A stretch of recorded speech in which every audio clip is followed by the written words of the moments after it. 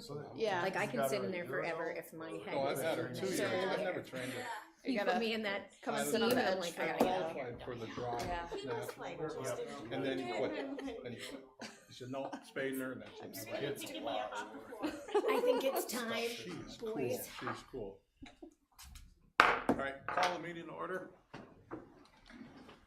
Start by the Pledge of Allegiance. I pledge allegiance to the flag of the United States of America and to the republic for which it stands, one nation, under God, indivisible, with liberty and justice for all. Do roll call. Brian, is that your job? Yes. All right. So roll call is Dawn Hauser and Cindy Hills are absent. So the rest are here, so we have a quorum. Thank you. Comments from visitors is next. Comments from visitors must be in relation to Aiken Public Schools and or to agenda items. We recommend that you sign up at the comment table if you wish to speak. You will be called in order as listed on the sign-up sheet. When you come forward to comment, please be seated at the comment table facing the board members. State your name prior to your comment. Comments will be limited to 5 minutes. The board will not engage in any discussion or debate during this comment session. The board will take the information, find answers as appropriate. As part of board protocol, it is unacceptable for any speaker to slander or engage in character assassination at a public board meeting. Do we have any? No one was signed up. So I did that all for everybody, right? So the next time you want to do it, there you go. Wonderful. Okay, yeah, practice, right. The agenda's in front of everybody. Do we have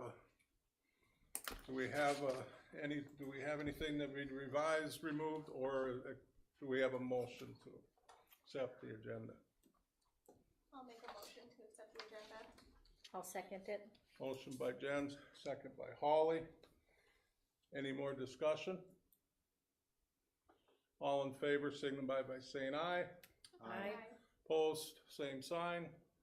Motion carries. Thank you. All right, scheduled presentations. Natalie Crowther, Holiday Toy Drive.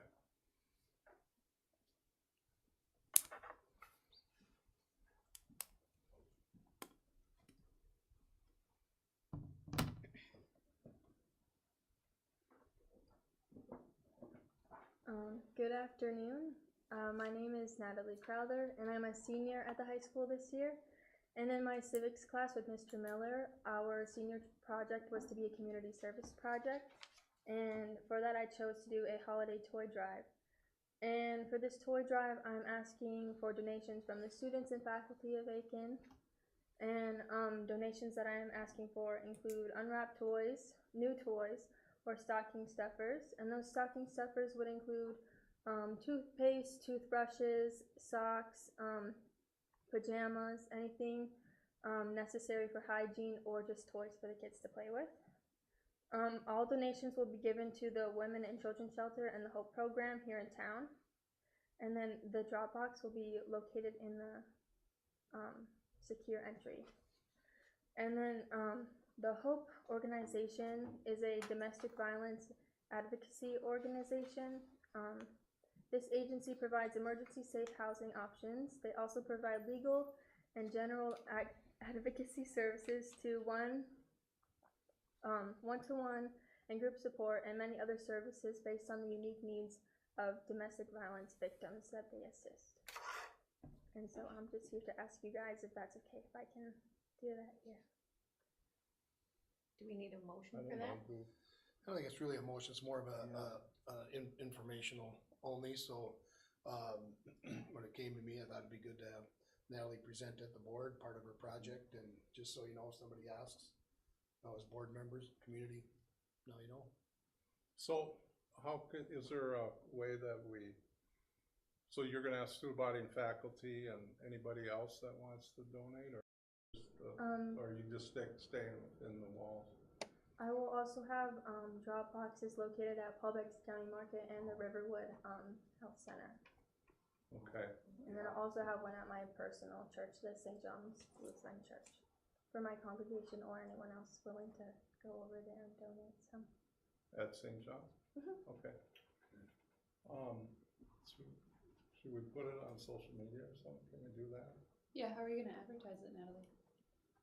Tomorrow I was gonna print out some flyers. I made a poster and hang those around school and around town. Paul Beck said they'd hang up some in their store, and so did the hospital. And I already, at my congregation or on church on Sunday, I already made a speech about that. So I think I can also advertise it on my social media. Hope is also gonna put it on their social media. I've been in contact with their organizer, Megan, and she's really nice and very supportive. And If we could get a poster, we could put it on our ISD1 Yeah. site. If we could somehow coordinate with one of the smarter ones with social media around the table, like Cassie. You post pretty good hunting stuff, so I. Well, but it's just narrative. I guess anybody can talk, okay? It's just narrative. Yeah, so if you have something that, Yeah. Hope was gonna post, it'd be good, we'd kind of use the same information or same flyer, if you will. We can put that on the school page. Yeah, do you have a start or a time period you're doing it? yes, it'll be from, I'm gonna put the boxes up this Wednesday, and then they would like all of the toys and donations by December 13th, so they can distribute them to the families. Okay. This is a great cause, thank you. Yeah, I appreciate it, that's for sure, that's cool. Thank you. I'm sure a lot of people will. All right, thank you. All right, Sounds like a good. great project. Yes. Thank you so much, guys. Good luck with it. Student council reports. Like, Riverside Student Council had a couple reports for us. Who, come on up, which presentation is on? Is this for the, okay. My name is Faith Ann Robb. My name is Daenerys Matson.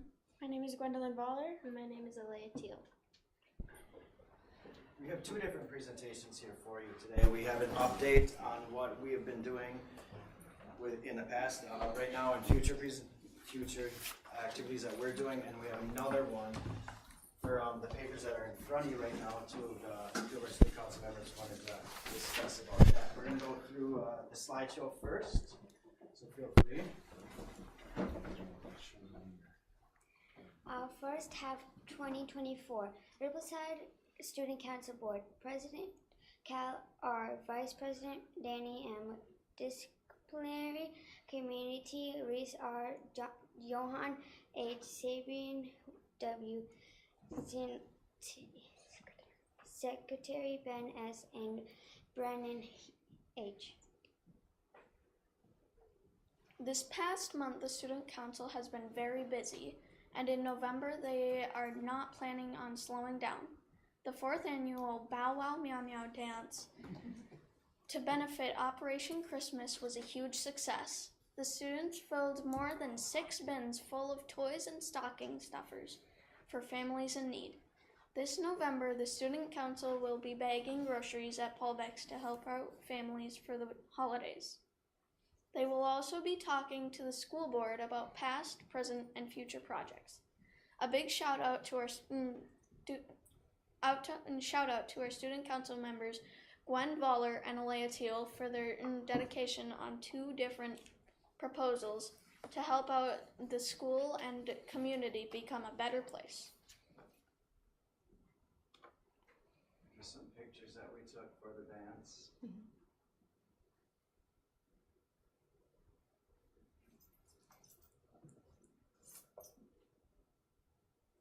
These are some of the bins that we filled with all the Christmas items.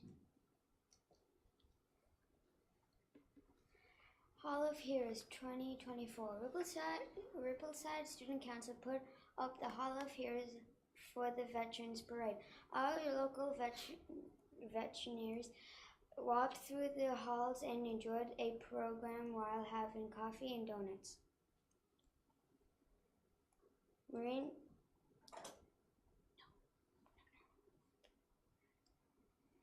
Our student council Zoomed with some active duty Marines on Tuesday the 12th. Members of the Marines are a master gunnery sergeant who has served 27 years, a master sergeant who has served 17 years, and 2 corporals who have served for 3 years so far. The student council asked many questions and learned a lot about what they do in the military and some of their experiences.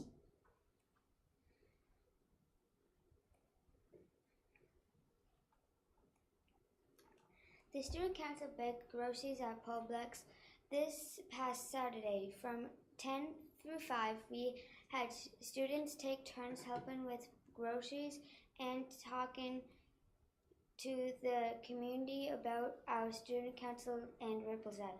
The students raised $1,521 to put towards gift cards that will be given to families in need around the community and the future student council activities. Future activities. November 5th, Hall of Heroes, grocery sign up, start cards, Mr. Dawkin in, pass out t-shirt forms. November 12th, make cards for local service members, talk to Marines. November 16th, bag groceries. November 18th, school board meeting. November 19th, cards, take down Hall of Heroes, scripts for door decorating. December 3rd, start door decorating contest, pass out cards to family members. December 10th, Xmas sign up, pick names for Secret Santa, talk about next year. December 17th, Xmas party, door decorating contest ends. We do have a little video here real quick. This is a video of the Hall of Heroes that our veterans walked through, that our student council put up at Rippleside. Thank my lucky stars to be living here today, 'cause the flag still stands for freedom and they can't take that away. And I'm proud to be an American, where at least I know I'm free.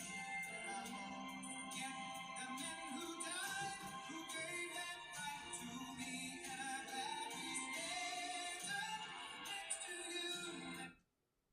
So that is our videos that we have, and we have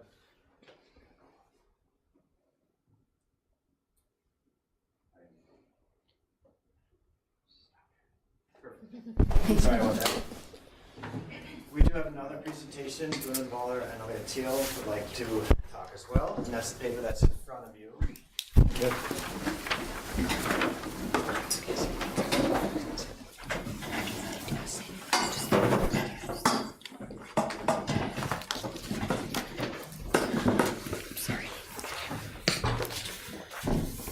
My name is Gwendolyn Baller. And I'm Alea Teal.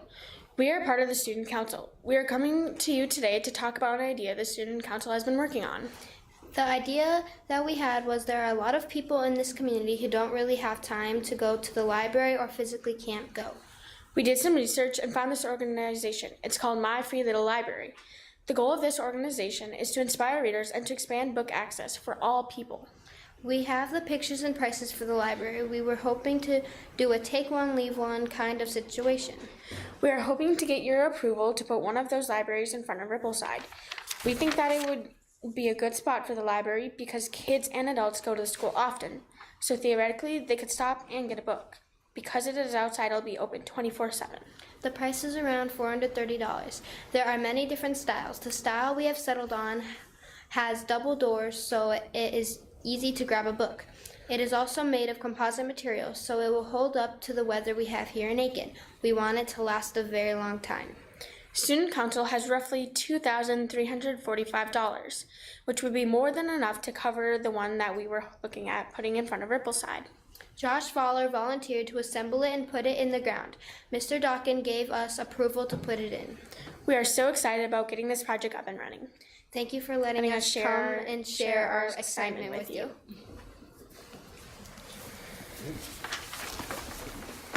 Cool.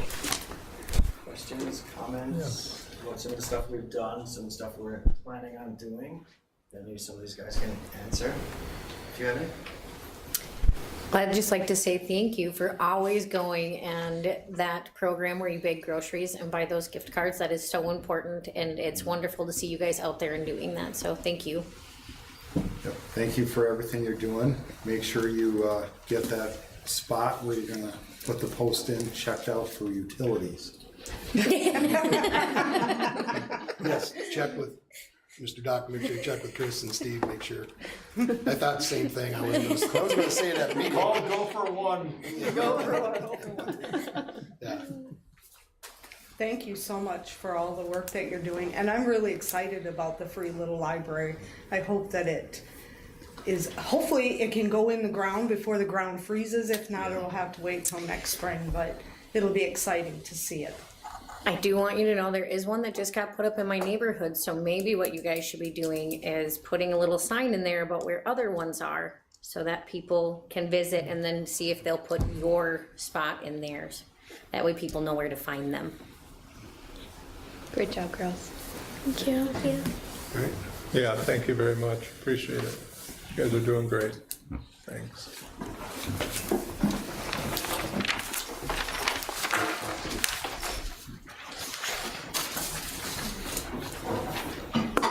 All right. And more student council reports. Do we? You here for student council? Oh, okay. Yeah. Hi, my name is Madeline Shreen. I'm the president of the current high school student council, and I just wanted to give you a report on what we've been doing the past couple months. At the beginning of November, we let the 9th graders come in because the first month was so busy, so then we figured out the amount of 9th graders and students that wanted to come in after that. We had a plentiful amount of 9th graders interested in joining this year, and we welcomed them in. So we have a huge student council this year, so we know it's going to carry out through the next couple years.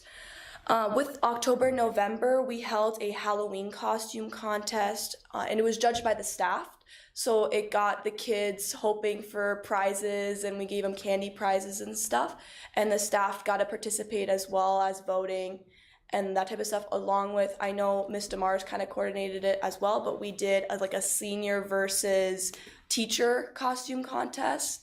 And that got everybody to participate, and I think that's a huge thing in high school because all us high schoolers think it's so lame to participate in things nowadays. So we try to get people obviously to participate. And then as well as, like I said, I don't have a lot, but we did order student council sweatshirts, and those should be arriving soon, hopefully, but yeah, that's really just it. We have a lot planned for December, but we'll talk about that at the next meeting. So yeah, that's kind of all we have. Yeah, thank you. Good, thank you. Thank you much.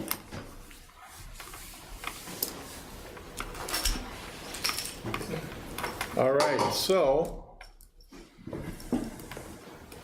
Kathy Christie, are you up?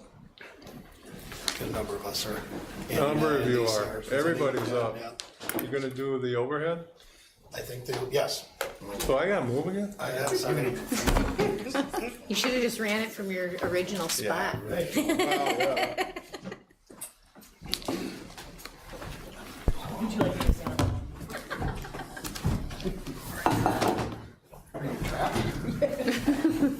yeah.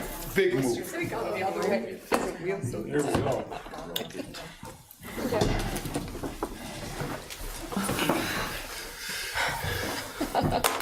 Hey.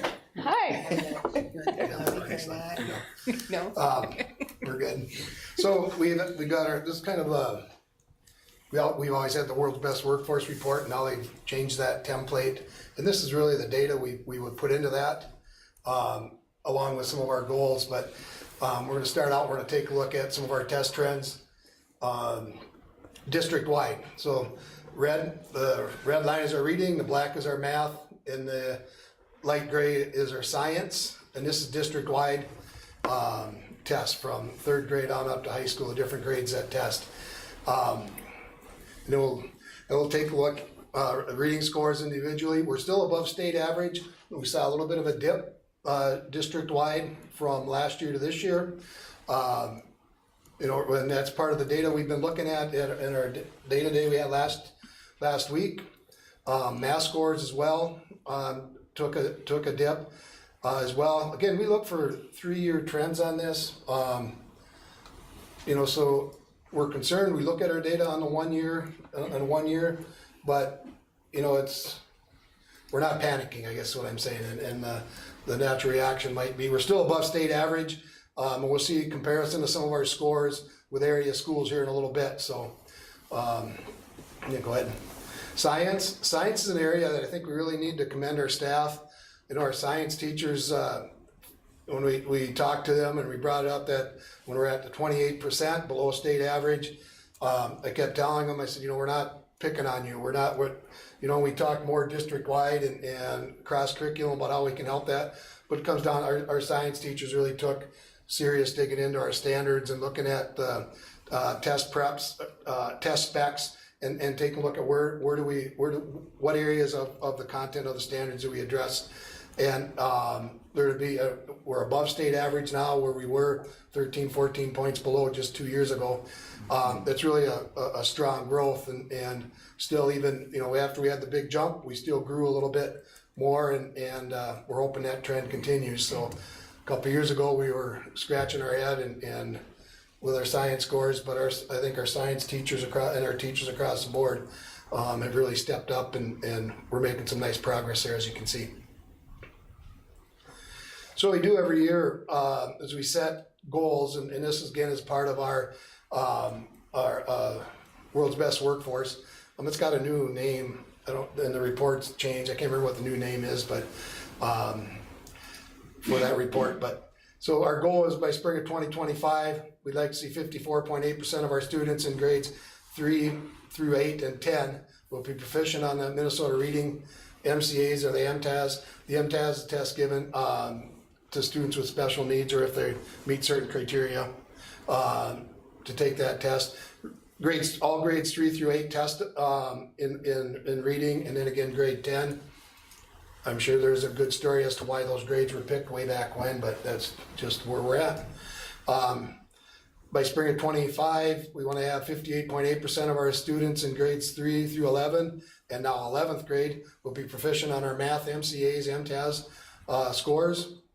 And then we're going to keep pushing on by spring of 25, when 43.6% of our students, and that's just the 3 grades in science, 5, 8, and 10, that will be proficient on the Minnesota Science or the alternative MCA test. And this will be next year's at this spring. This spring. So our data will get it won't fit, or it won't be real relevant from the past, because this will be a new test, so we'll go through that process of setting the standards, if you will, or setting goals based on where we're at in the new test. So the standards change when the standards change, and the test set makes sense, right? Change with that, but there won't be a good comparison to make after this year, or after this data we have already presented for future years. District-wide goal to meet our district-wide plans to meet our goals. To provide data days to align standards according to our data, identify weaknesses and strengths of instruction across the subject areas and grade levels.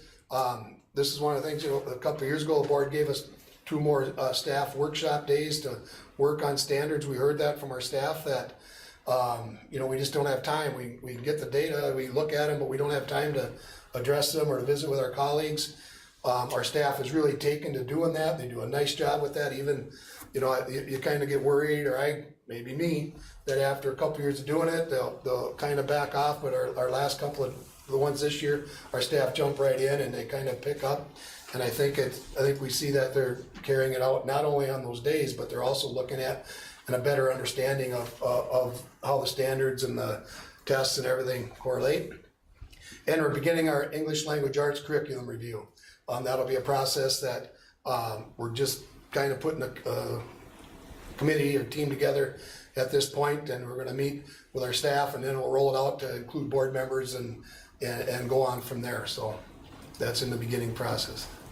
Our plan, our initiative, strategic plan goal 2, is we're going to implement the READ Act requirements, specifically the professional development and curriculum adoption. That's as you all know, that came down from the state. We have staff doing either the letters training or the Carry out. or what carry-out Carry-out. training, depending on what grade level or what content area they're in. So we're gonna keep working with that. And I do have to believe, we had staff that were doing some of the letters training prior to it becoming a requirement. And they spoke very highly of it. I'm thinking this is gonna also help as we train more and more staff, help with our reading scores along the way.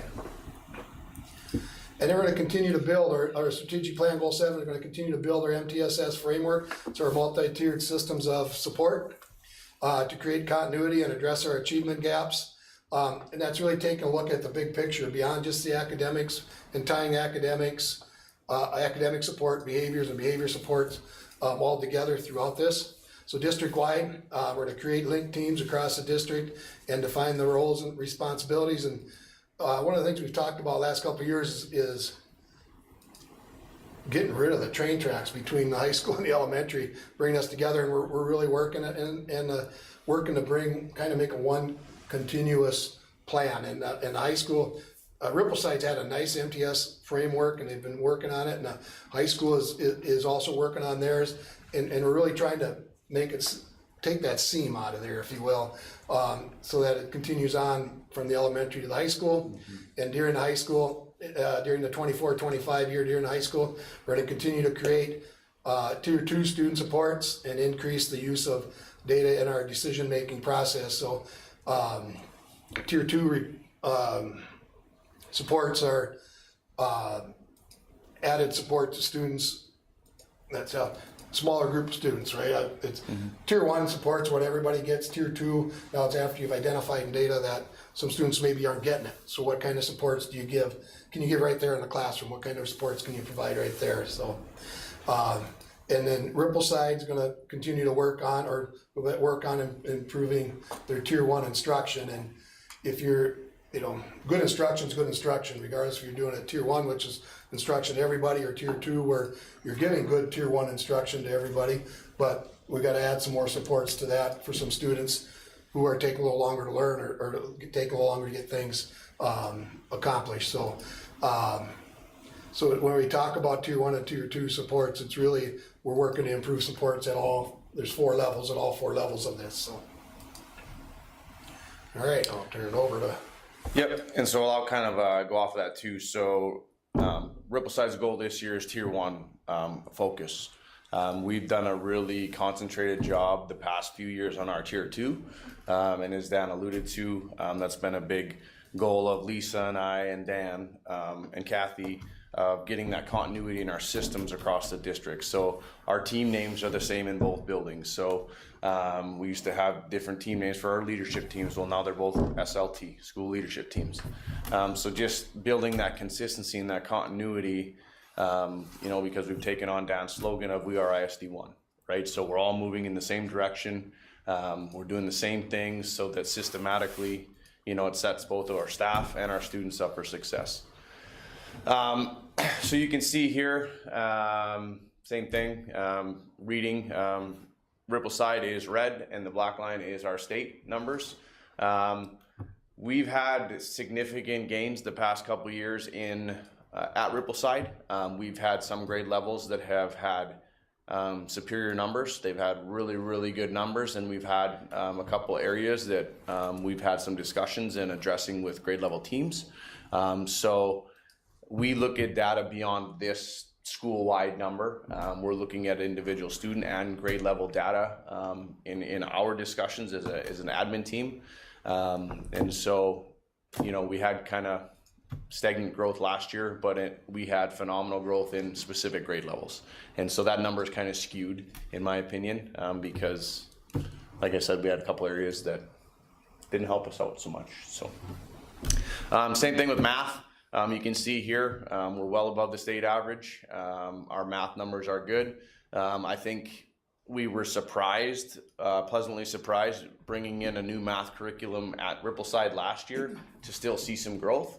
Generally, when you introduce a new curriculum to a building, you may see a decline. We have some really, really good things going on as far as our math instruction goes. I've heard my staff say that it's great to have a consistent resource. When I came to Rippleside, there was 4 or 5 different curriculums going on in math. So it was all over the place. And those of us that understand education knows that it's, you know, a scaffolded approach where it's, you know, each year builds on each other, where we weren't really having that because we didn't have a consistent resource. And so I think that that's a huge step for our K through 5 system, which we will then see the benefits, you know, 6th grade on. Science, you know, Dan talked about the big jump that we've seen at Rippleside. This is the 2nd year now. We talked about just increasing exposure.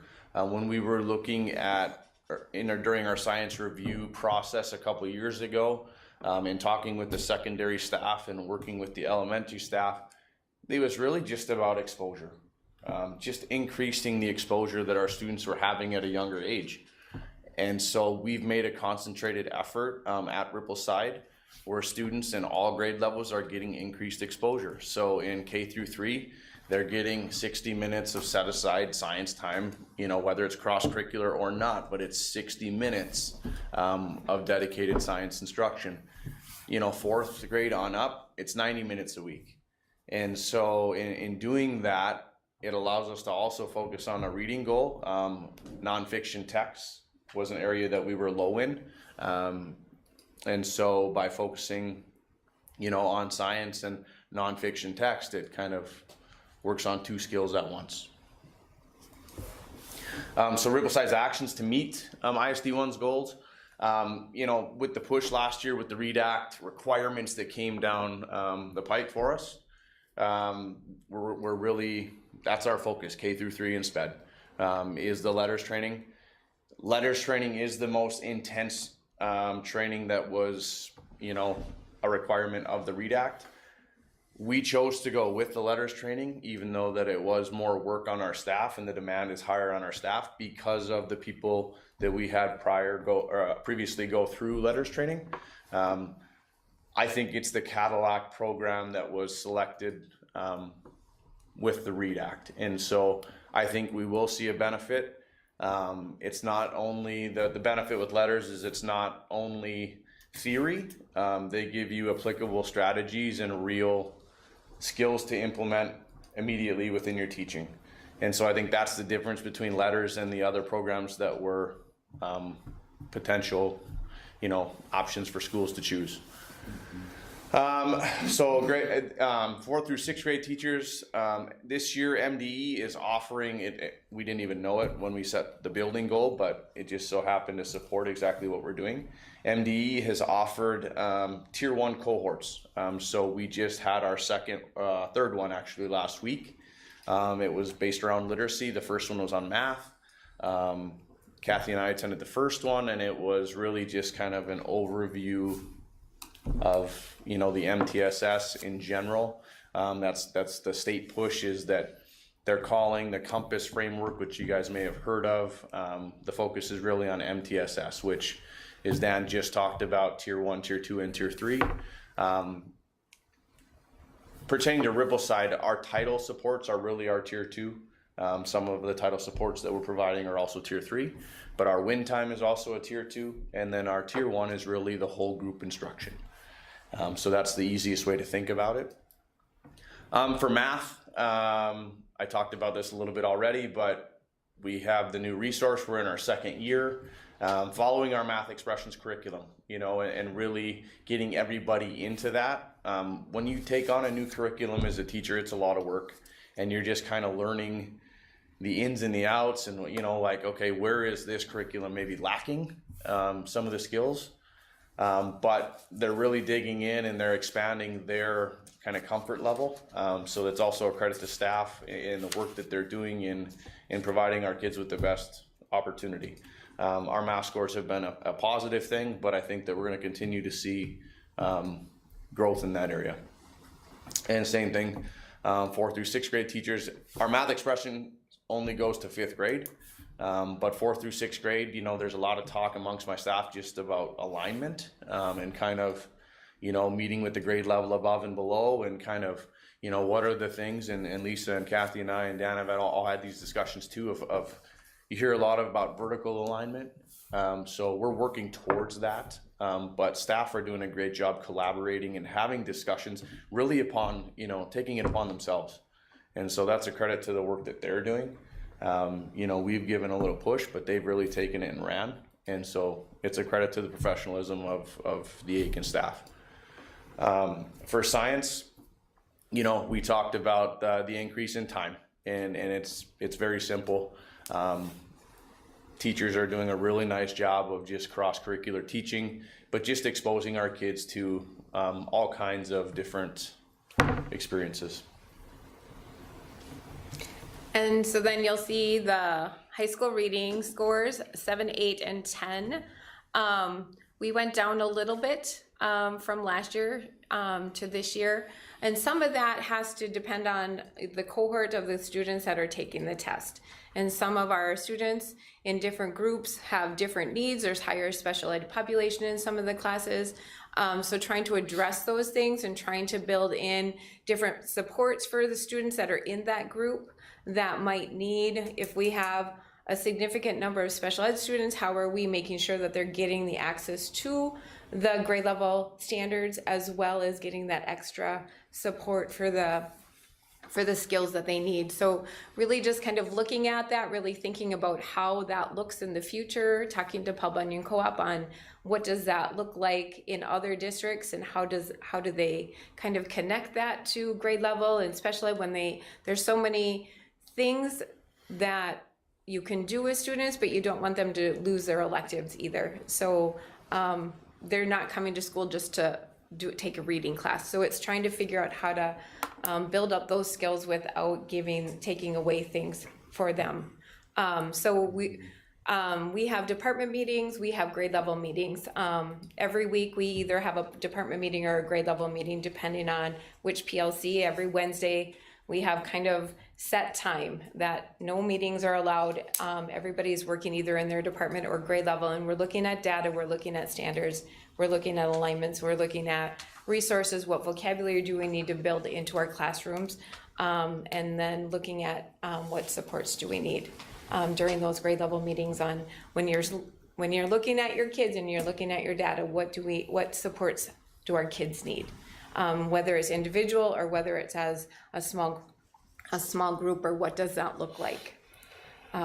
Still lots of work to do, In math, we dropped quite a bit as well in math. Not really sure exactly why that happened.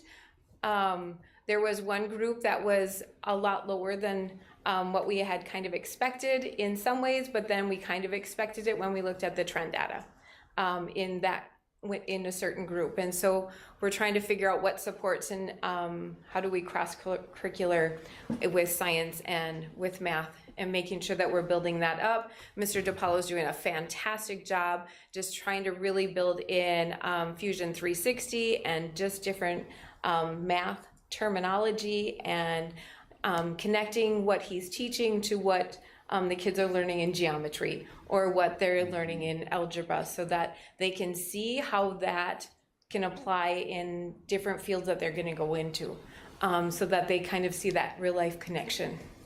So we're doing lots of that. Science, we saw an increase, which was fantastic. We know that after this year, this is going to be not comparable. This spring, they'll take the new MCA test, and that's what we've been planning for the last 3 or 4 years. So we've been using those 2020 standards, and so now they'll be tested on those new standards this spring. So we'll see all of the hard work. They implemented a new resource last year, so this is their second year of their new resource that they adopted through the Curriculum Review Committee. And so we'll, hopefully, everything will go well. They are a really good group of teachers that have conversations, really good conversations in their department meetings. So I think they do a really nice job supporting each other and having those conversations on making sure that the standards are covered. So all we can do is wait and see what's on that test. And there's samples out there, but they don't, it's until you see it and and we can't see it. I shouldn't say it that way, but until you, as the DAC, I shouldn't even say that, right? Because we can't look at the test, we can't know what's on the test. So it's this whole, you know, you're kind of going in blind, not knowing what it truly looks like. How are the kids manipulating the test? How are they entering the data? What are the features that we really need to teach the kids and the tools to make sure they know how to take the test? Because they're doing different labs online, having to know how to enter the data correctly into a graph. And there's so many moving parts. Same with the reading score. You know, it's not that our kids aren't proficient in reading. Our kids can read. It's can they do it to the level that that test is asking them to do? Do they know this vocabulary? You know, when they're reading a text, and they have to have the stamina to read the text that's that long. They have to be able to read that text complexity that is difficult, and then they have to be able to interpret and infer what that's saying and answer the questions. So there's so many parts to that when they're taking that test. And I can send you the links to those practice tests if you want to look at how those work, because there's a lot of pieces that go into that. Our goals to meet ISD1's goals at the high school is really to increase Tier 2 academic and behavior supports for students that really need that. We're really trying not to identify kids to be in special ed. We're trying to help them and support them before they have to go into special ed. So it's our REACH class. Ms. Borhave is teaching that. That is funded by our ADSYS grant that we have. We have an ADSYS grant for a person that's, or a position, a full-time position in English, interventions, math, half English, half math. Thank you, Kathy. And then one behavior person. And so we kind of are picking people an hour a day to kind of fit that full-time FTE. And so we have different things going on. In REACH, that's mainly for our 11th and 12th graders that maybe are not on track for graduation, that might need a little extra help just staying on track to get their graduation credits so that we can get them to graduate. And so there's, and I know Ms. Borhave presented on that earlier on kind of what REACH looks like. And so she's doing a really nice job with that. In our math, we have our MTSS math in 9th grade, and then we have a co-taught math in 7th and 8th grade. So there's 2 classes there that really support kids that are maybe needing to solidify those skills. So having 2 math teachers in there is such a huge benefit to those kids. 7th grade English, we have Kathy's doing an intervention with Lindsay Klein for 7th and 8th grade English, as well as we have a special ed teacher pushing in with our 7th grade English to help support some students so that they don't have to be pulled out. So we're really trying to do as much of that as we can so that they're getting that intensive support, as well as still hearing the standards and get the content that's taught. We have structured homerooms for students that need a smaller group of time for homeroom time for that one person to really make sure that they are checking the kids' grades, they're checking their missing assignments, and they're supporting them in the academic work that they need to get done. AmeriCorps were for attendance purposes, and then we are just really looking at data a lot this year. That's our main goal this year, besides Tier 2 supports, is really looking at data and what is the data telling us and how do we change what we're doing to kind of increase where we're at. We just had our in-service day last week.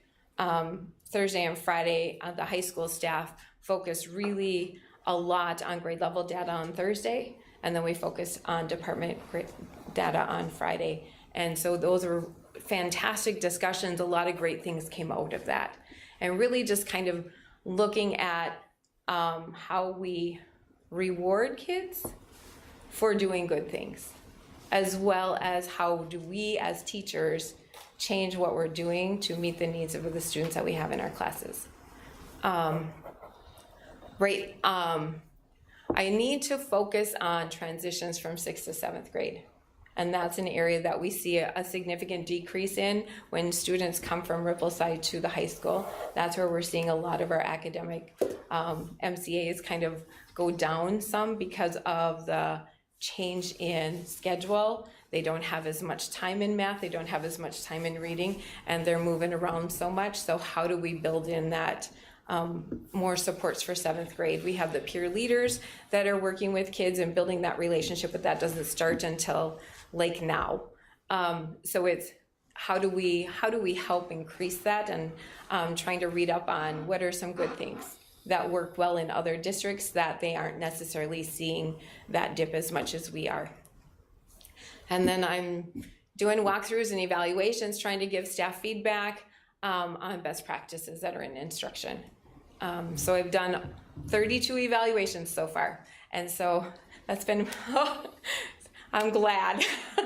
I'm done with all the tenured staff and the first round of non-tenured for our tier 1 staff. So yeah, it's good. I'm seeing great things in the classroom, and it's really fun to go in and see the kids engaging and learning and having discussions with their teachers and with their classmates. So good things are happening. All right, I started doing this maybe 2 years ago, just to compare us to some of the neighboring districts. And I've shared this with the board in the past. This is our district-wide math scores, how we compare with neighboring schools. Our math scores compared to those schools you see listed there. We're number 1 out of those 10 schools. Reading score, I think we're 3 on this one. So, we saw our reading scores went down a little bit. We're still top 3 in the area. Our science score, I think we're like 4 on this one. Yeah, we're in 4th place on this, and that's coming up, with our increases from down in the 20s a couple years ago. Again, nice work in our science area by the staff involved there. But I just like that, and this all came about back when the sky was falling, and our, a lot of concern about what our scores were and what do you compare them to. So it's comparing apples to apples with districts in our area, similar demographics. So I do think overall we're doing well. We're in the top half of all that, and our math scores, even with a little bit of a dip we saw in the high school, we're still above all the other districts in the area. And the graduation data irritates me a little bit. Just because when a student is attached to you in 9th grade, they are your student until they graduate, no matter if they leave your district or not. So if a student goes to, let's say, Crosby in their 10th grade year, they are still attached to us for graduation rate. And so if a student decides to not graduate, they come back at us. That comes back on our data. So, even though we worked really hard as a staff for seniors and at the out school for seniors, and we got almost everybody through, and then I see this and I just go, that's frustrating. But, it is what it is. So I think I would love to know who the students are that are attached to us still, that maybe are out there. But I just think that, and this is a year behind. They always do graduation data in this, so this is from 2023. Yeah, so I just have to point that out, that I get a little frustrated. And it's the same for every district. It is. So it tells you, so when I look at Onamia's, because I was in Onamia too, I look at the transient population of how often students move from place to place, and so when you're looking at maybe Pequot's, who's the highest right there, they don't have a lot of transient population. A lot of their kids stay where they are for whatever reason. And so that, it just is one more layer of that. Well, and so then you can drill down even further, because if we are having more students who are leaving our district, we need to address that too, because that is contributing to this number. And a lot of our students move out of state, so I don't know what happens to those students when they move out of state. If they're still attached to us and they just haven't. I don't know the answer to that. But I just know that we do have a lot of students moving in and out. And so the students that we do get graduated that came in 10th grade here are not counted in that either. I think frustration comes in with all the things that we do in all the way through, but particularly in 11th and 12th grade, try and get kids there. And then we think, hey, we got everybody, it's, 89 out of 91 there, that's a good percentage, and then we see the score. It's like, dang, who do we, who do we miss? And we don't always know that. So, yeah, you're right. It's the same for everybody. It's just every district up there is going to say the same thing. It's hard to track. It's unusable data. Yeah. It's not truly usable data if it's not. It's not real. But I do agree with you, Don, that, we look at how many of our kids have moved and for what purpose. And we really try and track that now way better on who is going and why are they going and what supports can we, put in place because of whatever issue there is that they are leaving. Before you move away from these, I just want this for the camera. The MCAs on science are every 3 years. So those kids are recalling skills that they were using 3, or in Andy's case, 5 years prior, all onto that test. So the science test is not the greatest one for watching that either, because you're also not testing the same group of kids from year to year, because they don't come again for 3. Right. Well, and the other issue I see with the MCA is that it's one day. And if students are having a bad day, or if there is something happening in the community there's all kinds of outside factors that can have an impression on that score. So I know that you are focusing on data that is more real-time data. Yeah. And we don't think focus that's on more this as much when we're doing our data days. It's more important to focus on the real-time stuff. Well, and this is more of a system check, right? It's more of what it really goes right back. If I want to really simplify it, it's taking a look at how well you prepare kids on the standards, and what can you do. Look for areas where you're maybe not hitting the mark. It was never, I don't think it was ever intended to signal out kids or to be kid specific. It's really been, we've tried to use it as a system check. So the areas where we've done well or where we're not doing so well, it's like, okay, it's one day indication of it, like you said, but we do have other assessments kids are doing every day, every week, or however the rotation is, to tell us more accurate, up-to-date data that's individualized. So. And as a district, the nice piece is that with the MCA test, it breaks it down so we can break it down by grade level or even kid specific and look for trends of skills that kids are deficient in. And so that's a resource that they came out with a few years ago. Kathy gets a report and she shares with staff so we can look for those common, in 5th grade, are we missing a specific skill? And so I think that that's a good resource too, that allows our staff a little more advantage of, where are our strengths and where are our weaknesses. And that's what we did last Friday, is all of the staff, K-12 gets together and they look at those benchmark reports. And I love that day because everybody's here and they're talking about how it works from kindergarten to 12th grade. And what skills can they do differently in their classrooms to meet that skill that they might be deficient in. And I love that day because there's such good conversations. And it's a great way for them to build relationships with each other. But it's just I just love that day because they're all in here, whether they like it or not. And they are handed a piece of paper that says, here, analyze this and tell us how you have done on this test in reading and what do you notice? What do you think we're doing well in and what do you think we're not? And there's really good conversations that come out of that. Now, is the science testing, is that still focused heavily on interpolating data on graphs? Yes. Versus subject matter testing? I think that's really there's important. some subject matter depending on the grade level. Okay. In 10th grade, it's much more inquiry, critical thinking based in interpreting data and looking at. You get a scenario, and then they have to apply what would you call it? What's the the scientific term process that they have to do. Well, yeah, it's like that. there's a new fancy name for it in. What is it, Brian? I'll come to it in a minute, but Just curious.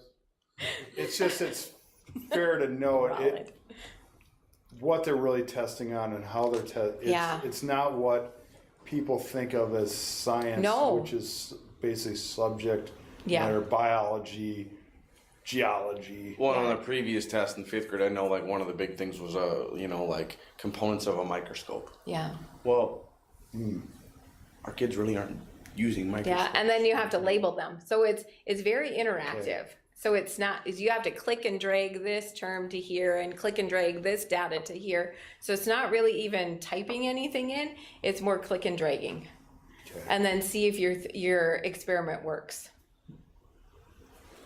So it's very interesting how the science test is very different than the math and reading. I tried the science test. How'd you do, Roland? Well, he said tried. I tried it. It's interesting, isn't it? It is very interesting. That's why, it's like, I always, that's because I wanted to look into that and try it, and I wanted to try some more too, but it's kind of, it was pretty tough, it was. Yeah. If my teachers had the choice, they would go back to paper pencil instead of having the computer, because they think our kids would do much better reading something and being able to underline with a pencil and being able to just say, this is the answer. No, I have a grandson starting in the Minnetonka district, which I think is like the #1 district, right? And they got their annual report given to me from my son and daughter-in-law. And it's interesting to see that, these 3 scores, the highest score that I forget, they had one that they were in the 70s, one that they were in the 60s, and one that they were in the 50s. So your scores from the #1 district to, all these districts are not terribly far apart as what you have, as what you look at it. So there's probably a lot of, I'm sure all schools kind of fall.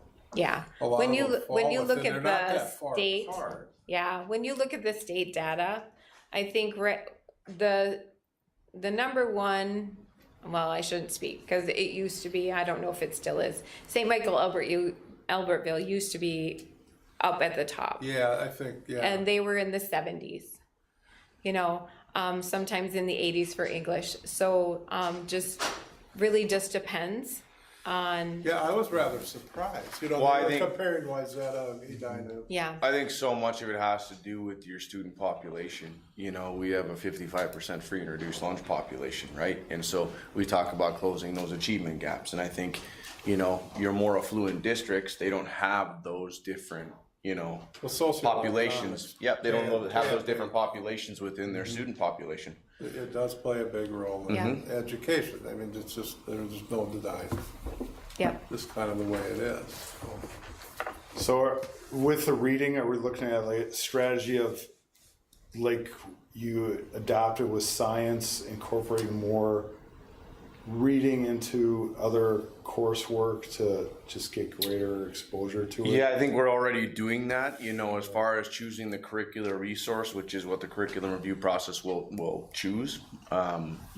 We have some experts within our district. Some of my title people and some of my regular, general ed staff at the elementary are literacy gurus, I would say, along with Kathy's expertise, and then the secondaries, expertise as well. They will choose a resource. I don't know what exactly that looks like, but we're already doing the specific skill breakdown of, like the nonfiction text, incorporating that with science. We're focusing on those specific skill deficits that we're seeing as far as trends go for our kids, and already incorporating that, in a lot of different ways, and really any way we can. What other barriers are there that you guys go through that is taking time out of other things that you could be putting more time in? I mean, is there any other requirements or mandates that come in that take up time? I think that's a good question. That's been a big focus at the elementary this year, and it was, it started day one, is I told my staff, we will not miss core time, you know, so we're not doing fluff activities or we're not doing fun activities. Like every day we will be adhering to our math and our reading expected amounts of time. So that's an increased focus at the elementary level. Time is always an issue, you know. I think that there's been a big push too. You know, we're offering literacy nights for parents to come in of our younger students to, you know, try to help, you know, give kids the opportunities outside of school hours. You know, that's I hear my staff talk about it a lot, that kids aren't reading outside of school. You know, I know everybody's busy, I know our families are busy, but how can we support that? I mean, I think the student council idea of getting books in the hands of kids, you know, there was some criticism of the book vending machine from, you know, certain areas, and it's like, to me, it's one of the coolest things that we've done since I've been here. The kids love it every week. I mean, it's like the highlight of kids' week, and even when we get visitors in our school, they see that. And so I think getting books in the kids, you know, in the hands of kids, that's really what we want to do. Provide them the opportunity to be able to read. You know, Kathy may have something to say, but I just think anytime we can do that, it's just the exposure piece, and I think that's our job as a public school system. It's just the exposure piece, you know. Have we seen, you know, less with, you know, parent involvement as we go through the years? I mean, have you guys seen less involvement from parents, or I don't know if you can really. I don't know if it's less involvement. I think that, like I said, families are busy. You know, you guys all know that. You have families, you've had families. I think it's parents don't necessarily know the specific things to support their kids on, right? And that was a discussion of why we looked at literacy nights, especially with foundational readers. So I'm talking K1 and 2. I mean, parents aren't licensed teachers. They didn't have formal training in how to teach their kids how to read. And so if we can give, you know, families or parents just simple things to try with their kids. You know, we talk all the time, whether it's at IEP meetings or it's at conferences or, you know, just in general meetings with families. You know what? Read to your kid. I think something that has helped too from the state of Minnesota is after COVID, they came up with the Minnesota MTSS framework.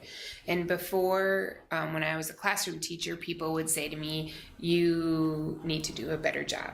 Right? But it was never very specific. And it has gotten really specific with that framework to say this percentage of students in tier 1 should be proficient.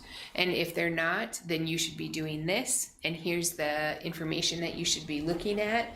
So instead of just the MCA test, they're giving us guidance and saying you should be at the secondary level looking at attendance, behavior, and course performance, because we know at the secondary level, those 3 data points are good indicators of how successful students will be. And so I do feel like there's more support than there has been in the past, and that guidance is making it to the classroom. So I think that is something that has been helpful. And then I'm going to speak to the attendance and just the relationship building across the district. I think, you know, it's really started at the high school too, since Lisa and Jim have come on, and, you know, I express to my staff all the time, but building that partnership with families, right? Like, we're not just calling home when there's issues, but it's like, and we're not just going to email, like, pick up the phone and let's have a conversation, right? We are a team and we're working in the best interest of the students, you know? And I think really trying to build that sense of community. I mean, it's like when a parent calls me, my first question to them is, have you talked to the teacher? Right? Let's build that partnership. Let's have that conversation so that we can get on the same page. And I think it's powerful for kids when they can see that they have a team of adults working for them. You know, and we say that in whether it's conferences, IEP meetings. I say that to kids all the time. Look at the team you have for you. All of these people love and care for you, and they want to set you up for success. And I think that's really empowering to kids, because sometimes they don't realize it. You know, they think they're by themselves, or, you know, just a bunch of adults telling me what to do, you know. Well, No, we're telling you because we care about you. And I think that's a message that's district wide now. And I think that's a step in the right direction too. So, if the sky was the limit, and you could have anything that you needed to get our kids' scores up to 70, what would that be? That's a big question. I would say time. I mean, and we can say that all we want, but you know, it's really, first of all, understanding what's being tested, and then how time for people to kind of absorb that and kind of look at, play around with the test, understand what it is. As a social studies teacher, how should I be asking my questions? How should I be wording my test? How should I make my test not necessarily the same as the reading test, but maybe, you know, using some of the same vocabularies, using some of that. And I don't know exactly what that looks like, because we talked about that last Friday, is here's where we're low in, and how does that look, and how do we support each other as teams, and how are questions just, do you answer this and memorizing, you know, is it a memorization, or is it being able to apply no matter what the content test is? Can I, especially in reading, can I infer, can I make judgments based on what these word structures are? I don't know, you know, but that's a lot of learning, and that's a lot of teaching and exploring what that looks like, so that our teachers can get good at that. And I'm gonna jump off that too with time. I view it a little bit differently, but I think it's dedicated time, right? Like without the interruptions. So whether it's at the secondary or it's at the elementary, I mean, yeah, you have extracurriculars. I mean, the thing is we still try to make school fun too, right? So we can't just eliminate everything and make it strictly academic. So that's the challenge. But I think if we had uninterrupted time, we had dedicated time for, you know, these academic areas, to me that would help a lot. Because I mean, if you spend days in a school system, like, you see the amount of interruptions that happen. We try to limit them from the administrative point of view, but they're inevitable, you know. And to me, that's the biggest challenge. I mean, when you think about it, we get our kids for 7 hours a day. Well, that's 14 hours that we don't have them. I mean, so we're trying to make this significant impact in 7 hours. And that 7 hours, I mean, how much truly dedicated academic time is there? 4 hours maybe, you know? I mean, they have their specialists and those things, which is still academic, but you know what I'm saying, with the academic core content, you know, 3.5, 4 hours out of that 7. And so to me, that's the, you know, there's not enough time in a day, but we have our students for such a small amount of time, and we're trying to make it such a significant impact. I was so glad when the Kiwi packs went away, and now I miss them. Like, as a parent, I'm so, when your child is told your only homework is to read for 20 minutes a night, it gets done, right? Because you don't have a math worksheet that everybody's crying about because we don't know how to do that anymore, and we can't help them. But then I'm like, okay, Mateo, read, and he reads 3 bad guys books that he loves, and he'll sit there for an hour, but it's like a comic strip with words misspelled, and you know, it's not really, it's fun, but it's fiction and it's not great. It would be wonderful to have a list from the teacher each year on age level books that are going to help them grow, and make it some sort of activity for the kids. You know, here's your 20 books for the year, can you check these off? And at the end you get to, I don't know, shave Mr. Dawkins' head or something, you know, something fun to get them reading. At least Andy was the only one that didn't smile at the people. You know, it's funny because like kids have asked, like student council, and I'm like, that's the one thing that's off limits. Like, we're not doing that. Anything else we can do? No, and it's a fine line. Like we have that discussion, right, Jen? And part of it is, you know, like, we're trying to get kids interested and increase their love of reading. And so offering a choice is kind of the way that we always resort back to. Yeah. I know exactly what you're saying, and I think that Because even when the kids, they get selected for the book, the book winners for the week, I mean, they're choosing fun books. Yeah, and I love when I choose a fun book as an adult, right? And it can't all be serious reading because that's not fun either. But just like the I Survived books are really great reads, and just for parents to be just more alert of these are some really great quality books kids could be reading.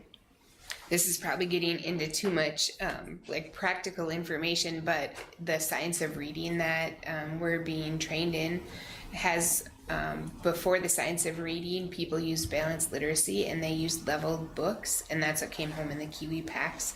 And you're right on. I knew that my son would come home and he would have a book that he could read because it was at his level.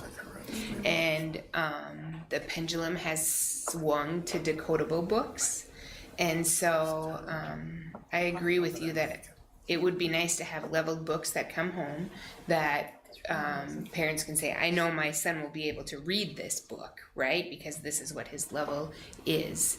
And we do have a whole bunch of those books at Rippleside that are a part of the curriculum that will change next year, but maybe that would be a good way to use some of those books to get them in parents' hands. Yeah, I've wanted to take some of them home and read them. As a parent reading those same 3 books every night for a week and a half was like, I was glad when it went away, but I also kind of miss it because of that reason. So, yeah. But I think about there are parents who can sit in the evening and have their child read to them, but we also have an enormous amount of families who are working 1 and 2 jobs, 3 jobs to make ends meet. It's all they can do to pick their child up from school, feed them, get them ready for bed before they're off to their next job. And so, as much as I agree that it would be wonderful to send books home, I also am a realist to know that we have a lot of families that do not have the time resources to be able to do that. it's also good to know that it doesn't always have to be the parent. It helps an older sibling learn just as much to read to their younger siblings, so we could encourage that as well. We could encourage it, but I grew up in a house with 6 kids, and I can tell you when my parents weren't home, we weren't reading books to each other, we were fighting with each other. Well, and I think a cool thing at Rippleside is that our upper grade levels will go and read to younger kids, and I think that is a really cool thing that I see happening. I wish it could happen more, but like 4th grade, I believe, goes with 2nd grade. And there's a lot of really cool things that happen. I mean, we see the peer-to-peer relationships, the modeling. And so I think that we try to do as much as we can with what we have. But I mean, I think they're all great ideas, and I mean, definitely things we can try. There are a few more slides I want to click through. This has been great discussion. That's good, good discussion for us to have. But a couple more things we had to compare. Our ACT data, we're right just a little bit above the state average. This is one chart. The reason I want to stay with this, you talk about different grade levels. Now Kathy puts this together for us. So if we want to start in 2014 with yellow, and this is science, then you can see the next time they were tested in 2017. And then the next time so she puts together this chart, the visual, so it makes it a little bit easier to follow. So you're not, well, for me, I'm not trying to count down. Is reading next or math next? It's a little easier in reading and math because it's. Yep, it just steps down, so you can follow a grade level through of where they're at. So, and the same thing for math. So this is some data we have to look at as well, so we can track. It makes it much easier for us to track classes. Otherwise, you get right in the middle of that thing and you get lost. Way to go, Kathy. Done. You know what I've done. We talk about achievement gaps a little bit. 2 of the areas we have achievement gaps is our free and reduced lunch scores compared to our non-free and reduced lunch scores. Those are gaps we look at it on our data days. Another one that we're gonna and you can see on reading, you can see the gap. We're also looking at improving, and we know our special education students, students in IEPs are gonna test lower. What we really wanna do is try and close that gap. So when we see our overall scores improve, we wanna see our special ed scores improve, comparable. So those are areas, districts have a number of different things they use for achievement gaps. We've looked at the free and reduced lunch comparison before, and we're gonna start focusing a little bit more on our special education, knowing that their scores, their scores, because of the special needs and because of whatever the challenge a learner's faced with, we're probably never gonna get those scores up to where everybody else is. But if we can close that gap or make improvements, that's really our goal across the board. So there is more data that we use and that we're looking at as well. So there's just I think something with the SPED too, that achievement gap, a way that we're addressing it is just, there's really been an increase in discussion, and I would say it's around the state, maybe the country, of exposing kids to grade level content. And I don't think that that's always been viewed at, especially when we start moving up in grade levels in special education, well, they're in 6th grade, but they're at a 2nd grade level, so we're teaching them 2nd grade stuff. Well, there's a big shift right now of they still need to be exposed to grade level content. And so I think that we should start to see that gap lessen as well because of the exposure to their grade level content. That's just an opinion, but I think that there's an increased discussion from what we're hearing and a push in regards to that.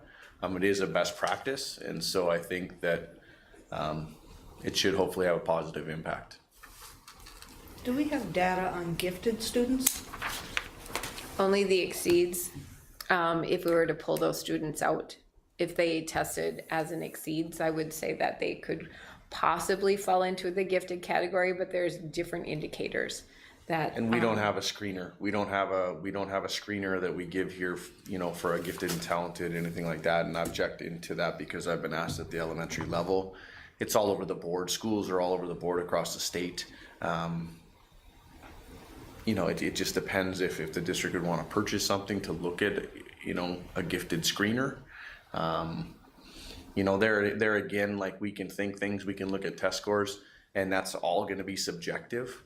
There are true screeners, that will give you more of an indication whether a student's truly gifted and, gifted and talented. And then what do we do with that data? Explain.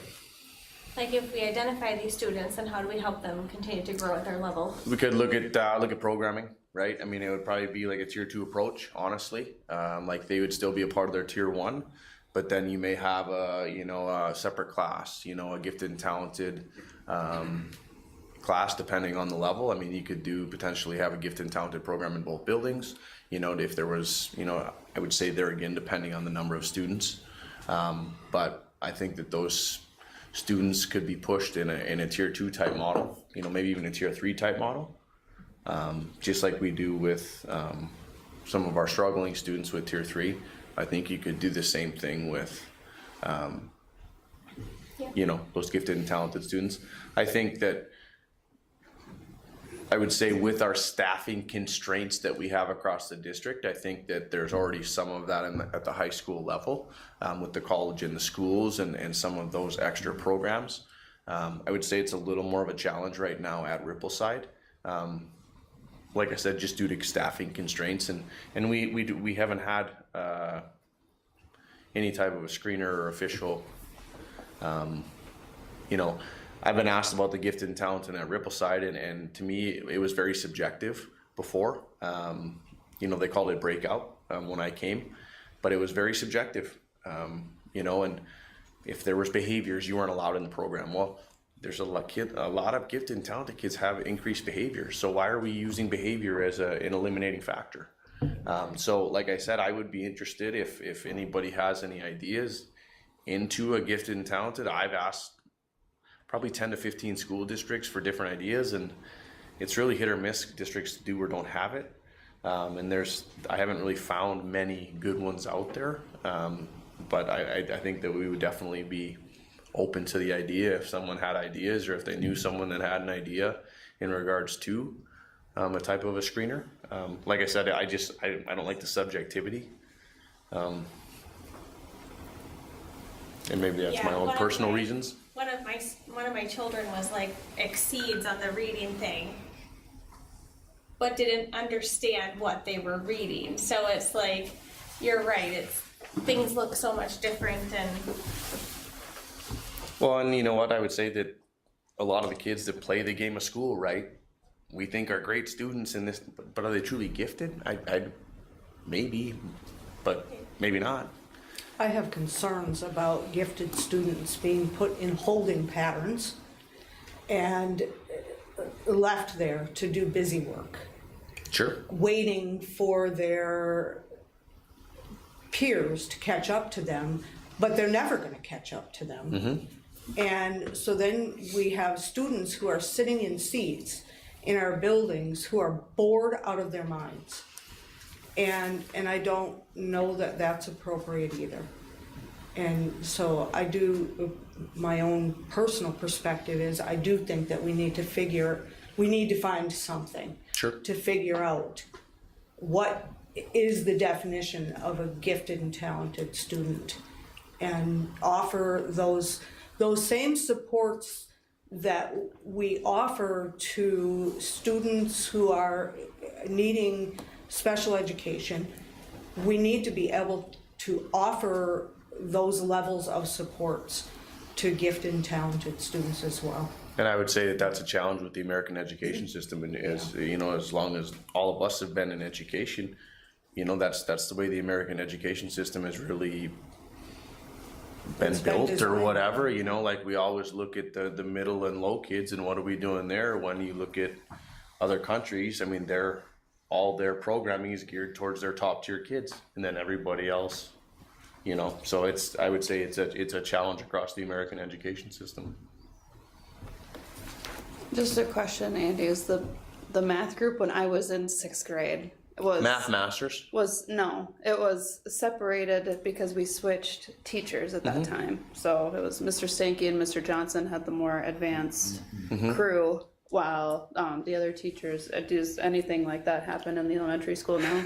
You know, Kathy's been a part of these discussions with me too, but like, so ability grouping, you know, I think that's probably what they did. You know, they had kids that similar abilities according to their, and I would say it's depending on who you talk to in education. You got people that are for it, people that are against it. I'm for it, but I've had discussions with staff, and they're like, no, you know, and you can find research to support both sides. So it just kind of depends on the staff's feeling. And so I will say this is that I think our win groups. So we have our quarterly data meetings, which we just had last week. I think that's how we address some of it at Rippleside. And that's throughout the whole building, that WIN program, correct? That WIN is throughout the whole building, yes. Okay. Yep. It's utilized pretty much the same K through 5. 6th grade does it a little bit different. But we're really switching 3, 4, 5, and 6. We're kind of switching. So with that departmentalizing, I guess you could say. So really those kids are doing that. And part of that too is we're playing on our staff strengths, or what they feel their strengths are. But I think our WIN group is kind of alluding to that. I see.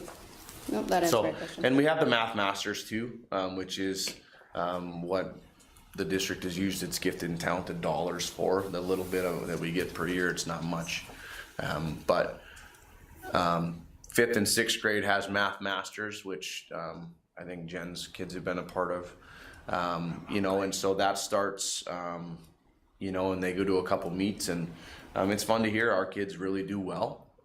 You know, I think the competition's up in Grand Rapids, you know, a couple times a year, and so they get to compete, and those kids stay after school, you know, a night or two a week for a few months, and it's kind of like just like an extracurricular activity. Are you getting up so we're done now, Raleigh? No, just getting up because we're close to being done. I Is there any more? Did you want to do? Is there any more questions? Are we talking about the fast? Yeah, hold it. That's because I got up, doesn't mean anybody else get up. Do we have to get up? Are we talking about the fast bridge comparison? No. Holly just told me to leave. Oh. I did. Brian was asking me if I had baked potatoes in my purse. I don't. I know I say this time and time again, but I just want to point out again that what you all do, aside from scores we see up there, you are all amazing. You do so much more for our kids than what shows in MCA scores, so thank you. Thanks. Thank you. Pretty proud of the team. So. You know, it'd be nice to see, because these scores are right now. I'm just gonna stand. But the true test is, 10 years from now when they're done, when they're, Yeah. when they're out, through their education, parts, making their, like the rest of us in this room. Yeah. We're all part of society, and how does that go there? And where are our kids then? Yeah. What's that true test? We don't have a test. We don't have a metrics for that. And, it'd be interesting to see how that goes with it is, because where do these kids end up? How do we end up? And there's, that sort of stuff as you move on. Because, education, reading, all this, it's just, everybody's a little bit different. Mm-hmm. Everybody learns a little bit different. Doesn't mean if you're doing good at scores, you don't do good out in the world or whatever. I mean, so it's how you do all this is, it all ends up, moving forward through life. So again, I think what Jen says, I think we appreciate our teachers and what they do for our kids and the continuous try. And, a message to parents is that, a huge part of their kids is parenting. Cassie reads to her little ones every night, right? I do. You do, right? Because for a long time. we did that with our kids. It worked with one really well, the other one, well, we know. But it does. I mean, I don't mean that in any way. No. It's just. And I know my grandson gets read to every night, and when he comes, when we take care of him, there's 5 books. We got to do 5 books, so. My daughter's really good at bargaining now because we start with like 10 and I have to whittle her down to like maybe 4. Yeah, and that's what it's all about. I'm serious. I mean, that's where parents need to be part of that reading part of it. It's just, it has to be there, and they have to do that. I'm a big push of parenting is a big part of, because that's your support, or that's our, that's who we work with. That's our partner. So yeah, actually, you're the support for them, really, Yeah. if you think about it. So yeah, that message has to be clear too. It's not all the teachers. It's not all this. You're not responsible for. You're responsible to do things, but to bring that kid up and to raise that kid in the society, that's parents. and That's us. we have fantastic kids. Yeah. I just, I just love it. I'm at National Honor Society last week, and I'm sitting there crying, trying to say something, because it's so great to see all these kids in one place doing such great things. And they're just fantastic. And they say hi to you in the mornings, and you care about them, and you want to see them do well. And I will say that too. I mean, that's Dan and I were at MREA last night and today, and I was bragging about that. I said we have the best kids in the world. I'll put them up against anywhere, And I mean, our kids performed last night at the MREA dinner, and it's just we have genuinely nice kids, and that's an attribute to the community and the job that really the community as a whole is doing, and I say this to our staff, but we can control what we can control, and that's the 7.5 hours that we have them here, and our job is to give them the best experience that we can give them. Wonderful. Thank you. Yep. Thank you. All right, we're standing up now. All right, new business, approved consent agenda, that would be 7A through All the 7 A's. 7A12. I'll make a motion to approve. Motion by Holly to approve the Second it. second by Brian. Do we have any more discussion on the consent agenda? We don't have any more discussion. All in favor signify by saying aye. Aye. Opposed, same sign. Motion carries. Thank you. All right, 7B, discussion items. What? Nothing there. Nothing there, yeah. Administrative reports, board member reports, 8A. Is there any board member reports? I went to MERA today too. Went to 3 classes. I think that when we get into our workshops, there'll be one was on cooperatives for education. I went to the one, it's the Itasca area school co-op. And there's 7 schools that do this, and it was very interesting because they talked about how schools could opt into certain portions of the programming. I mean, some of the schools are sharing their business departments, HR, payroll, that's part of it. Some of them are sharing, they're doing, bringing in one teacher's teaching, and they're using technology to bring in from the other schools. They built together through their 7 schools career pathways, and that is the one place they say the schools kind of lose a little money on that busing, but that's not the big deal because you gain so much more for your kids to go into these career pathways. But I brought the worksheets, and it was just super interesting to see how they built this, and it started with 2 schools doing it and then kind of offering out to more, and so it grew and grew and grew. They have a separate board that's made up. Now they finally have an executive director, but prior to that, a superintendent from one of the schools would be the executive director, but it's 1 board member per district that goes up to the bigger board, and they talk about that. Right now they're building a contract for their teachers that do the classrooms, they had a word for it, but the virtual classrooms, the virtual teaching, so that they will all kind of agree, because that's kind of where you fall into problems is the contracts are different, you know, so like some of them in the pay and that. But that was super interesting. I gave all the information to Dan, and we went, Dan and I both were at the referendum one, and then what else did I sit through this morning? I have to look back, because they were all very good. And my first one this morning was, the 4-day week. So that was very interesting. Not a budget silver bullet, but it can offer, and it just, one of the schools there has been doing it since 2004, and one has been doing it for a year.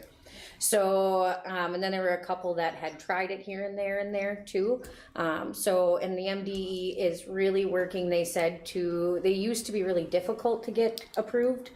And now the new commissioners kind of pulled back on that, because they're seeing in a lot of the schools that are utilizing it, they're utilizing it more for mental health, and they see that as being important.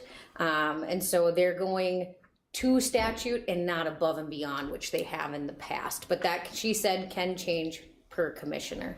So that one was very interesting too, and I can give you guys all more information when we have more time. It's interesting that you went to that, because I've had 2 people in the last week ask me if we would consider going to a 4-day school week. That was one of the first ones I saw, and I thought, I need to know, because I mean, you can't have that option there and not look at it. If it's something that we're going to need, if it's something that needs to come onto the table, we at least need to have the information. So I really wanted to see that one. Who asked you? Some community people? Is that what you said? Oh. They said the main thing for your district is to see if it works for your community. It's really a community-based, like you do the same thing we've done with all of our other stuff, listening sessions, asking the questions, seeing what they need, and that there has been some districts that have filled it up all the way till the very end, like had their application ready to go, and then got back enough, we're not so sure yet feedback, that they held off. So they said they're actually seeing a rise in it, but you can look at states like Colorado has, I think it's like 2/3 of their schools now are on 4-day weeks. Missouri, the entire state's on 4-day weeks, but that was legislative, so it's not getting the same feedback that the other ones are. But it was the University of Minnesota. I mean, that they're studying this across the country, and then specifically for the MDE. Free of charge, they wanted to make sure that we knew that too, so. We just heard our admin team say they want more time with our kids, so I think we should add Saturdays. See, we asked about that too. Let's talk about 6 days. We asked about that. Year-round school. Year-round school, yeah. Year-round school is another one. Time working. Yeah, where you take the months off differently. They did ask about that, and they said they do not. It did not show that your data dropped. That was the main thing that the university was there for, to show that your data really didn't drop. Mental health rose. There are some places where you see a little bit of negatives, but especially in rural districts, they did not see that drop, mostly only in urban districts, because it's already a time struggle to get to all of your kids. So to get to all of your kids in 4 days is even harder. So that was the only place they really saw a drop in test scores. Otherwise, that is not something, it's not significant enough for them to tell you not to consider it. So. Well, and Jen, I think with a four-day week, like you add time. Right, so it goes. I mean, you add like an hour and a half a day or an hour a day, so you're not losing the full amount of time. It really equates out to a similar time-wise to a 5-day week. And you are not allowed to go below the minimum. And if you are currently teaching above the minimum, if we have above minimum contact hours, which I don't know, do we as a district? We do, yeah. We have to maintain as close to that as possible moving to a 4-day week. So she said if you are looking at that and you were going to bring your contact hours down to minimum, you're better off actually to start bringing your contact hours down 1 or 2 calendar years prior to asking for your 4-day week if you wanted to do less contact hours within it. And So. 4-day, that's year-round school then. No, they still go from May to June. It's just 4 days. And some of them are doing Monday 1 week, Friday 1 week. And so like the one that's been doing it for all these years, they're just strictly Mondays off. He said now when staff write things on Mondays, like he's at this convention today and they're all like, hope you enjoy your weekend. And he's like, it's Monday. For the rest of the world, it's Monday. But it's just become a part because they are closed. They are literally closed, no services, no nothing on that. But they've been doing it long enough that they're not taking services away from anyone at this point. So, Is it Worrell? no, it's down south by Wilmer. Wasn't Worrell on a 4-day? It might have been. I think they were. Laura's going to need a huge space for kids club on those days. Yeah, no kidding. No child care. That's just a big. See, but they lost, so the one school, Carleton, lost 40, and they offered child care. None of the families actually took them up on it. So even though it came up as one of their number one, I can't do this because of child care, when they said, we're here, we have child care, they were like, no, we just really want our kids going to school 5 days a week. But they are like one in a dot of them. So she said you lose them all over anyways because they're just real close. But there's just some families, but they gained that in their high schoolers. The exact same amount of kids they lost in elementary, they gained in high school because those parents do not need child care.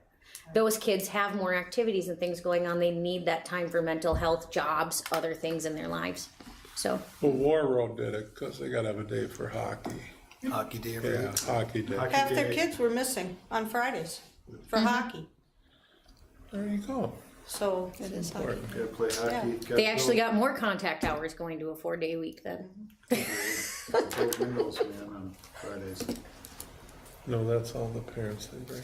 Forget it. We won't talk Yeah, about it was a great conference. Anyway, so any more board reports? Sorry, did you have any more? I'm Nope. sorry. Any more board member reports? Committee reports. Policy Committee, November 13th, 2024. First readings. Yep, just first reading on policies. We're back to the top of the list, just going through and checking for MSBA updates and checking our data and some of the policies and making sure it's still what we're doing or what we want to do.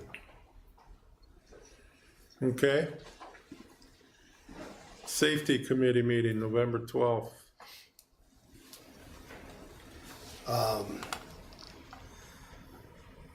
Brian, you want me to take it? Go ahead, take it. All right. We talked about Short meeting.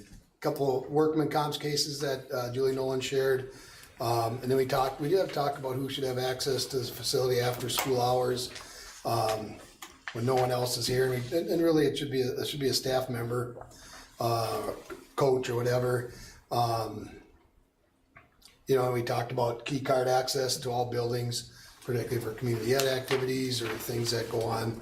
I think pickleball is one. We end up getting a key for, you know, a key with, or a fob, you know, that type of thing. So just tracking all that and who has access to our buildings and when. So more or less it was a review of what we do, and so that was that. All right, principal's report, Mr. Dockin. Yeah, we had conferences, 89% attendance for our conferences. Quarterly grade level data meetings last week, which were fantastic. We do those quarterly where our grade level teams meet with our title staff, talk about specific student data, and place kids for the next upcoming intervention period. 6th grade reading class is wrapping up a unit on innovations. Tomorrow they're going to be comparing and contrasting what it's like to read instructions for making paper airplanes and actually make them. 3rd grade's been studying Native American tribes in Minnesota. They learned about how Native Americans have used resources available to them, studied typical ways of their daily life, including food, clothing, shelters, music, celebrations, traditions. And they were also able to go to the Mille Lacs Indian Museum and Trading Post as an enrichment experience. Mrs. Sickbird and Mrs. Swanson are teaming up to partnering to do a sensory-friendly informal holiday performance for families that are in Chesna's program. Yeah, my brain's fried, that's what I got. Thank you. Mr. Mars? Yeah, so we had conferences in October, and we have kind of a mixed review of parents attending. We had about 30-ish, 35 families attend about per grade level. So trying to figure out, is that about right? Is that, how do we get more parents in the building? What do we need to ask to see? Do they like virtual? Do they like mornings, more late? Just trying to figure out what questions to ask parents to see for conferences. Mr. DePaulo's classes, he's having students learn Fusion 360 to work the CNC mill and the 3D designs, and trying to figure out how to do different programming so they can design it on the computer, so they can make the cuts and come out with a product that they've designed on the computer and kind of gone through the whole motions. So he's having them learn that. I was in his class the other day, and so that was really fun to watch them make a three-dimensional box on their computer, drawing the diagrams so that they can cut that out on the mill, or weld it, or whatever it was that they were going to do with that. His advanced metals class is finalizing and re-engineering the horse trailer into a mobile food trailer, so he's still working on that. I haven't seen that yet, so I haven't been in there to see what that looks like, but I'm going to go in there tomorrow and see what that looks like. And then Mr. DePaulo took some students, 5 students, to the Alexandria Tech open house, and they had a really good time looking at different sessions or different things that Alexandria Tech has to offer. And so kids really had a good time. There were some students there that graduated from here last year. And so the kids got to see them weld and do fun things in classes that we haven't seen before. So it was fun to go, Mr. DePaulo said it was fun to go there and see students that he'd had in his program and see them in college. And so that was really a good experience for them. We talked about the staff workshop days last week. Flex time, we have brought it back this year. Quarter 2, we're trying it during homeroom time, where kids are signing up. We're gonna do it twice a month just to try it out, see what kids think about it and what the staff think about it during homeroom time, so that we're not interrupting the schedule of the day and changing times and everything within the day. Last year we did it in the spring, and we tried to do it during the 8th hour that kids wanted back so bad, so we tried that. And so we decided we're gonna try it during homeroom for quarter 2, just to see how that works, and then get feedback from students and the staff and see how we want to move forward with that. So there's some pictures in the board report that you can see of what's happened during flex time. We had our Veterans Day program last Monday, and so Quilts of Valor honored Kirk Schultz. And so we had a great day. It was a great program. Our color guards from both the VFW and the Legion are just amazing. They come, they show up, they are always at our games, and they're always at our programs when we invite them, and I just love that. I love that piece of Aiken, that they are an integral part of our community, and so that's just so wonderful. And then we had our NHS induction ceremony last Wednesday. 23 new members were inducted, so now we have 40 members total in grades 11 and 12. And that was really cool to have them all sit up on stage and see that. That was just really cool. The peer leaders had their Halloween cookie party on October 30th. We have 37 peer leaders that are meeting with different 7th graders and some 8th graders on a monthly basis or twice monthly basis. They have a schedule. They just add it to the calendar on when they're doing it rotation wise. And so it's just wonderful to see these young adult men and women, 11th and 12th graders, walking around with these 7th or 8th graders in the hall, showing them things, having conversations with them, helping them with their homework. It's just a really cool experience. And then Mr. Hankey is working on the robotics club, so if anybody knows of any kids that want to be part of the robotics club, we're trying to reel them in so that we can get this going. So there's that. And then the FFA competition was today. Dixie Riggs placed first in Region 2 individual competition. So that was really exciting and fun to see. And then middle school student council started in late October, and they have 18 members, and right now they're working on getting kids to fill out gratitude grams for their friends or for a teacher, and so then they get to deliver that with a little bag of candy. So yeah, that's what I have. All right, community education. Laura Parker. Okay, so I'll keep it short. We had our YIP meeting last week, the Youth in Philanthropy. As you guys saw, there was 6 grants. Thank you for, it was in the consent agenda, but I will probably, if anyone is interested in attending one of our meetings, by all means, it's open door. It's really interesting to see these kids, like they read these grants and they have really intellectual discussion about how the funds should be spent and about what to fund and how. It's really cool. And so their project right now that they're working on is they want to have a youth in philanthropy field trip. So we've broken off the parts of, there's going to be a philanthropy part where they're going to volunteer efforts and then some kind of fun stuff.